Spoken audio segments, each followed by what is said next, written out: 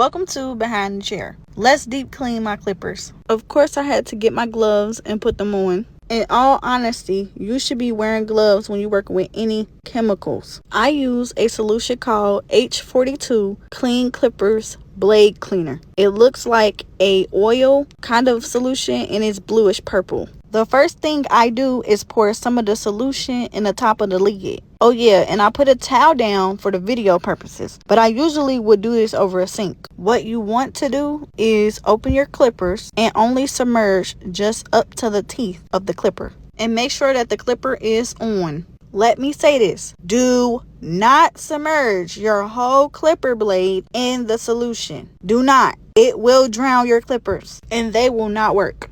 You know it's working. You will see hair shooting out the sides of your clippers. Once you have done cleaning them, let them drain for about an hour or two or longer. I do this weekly.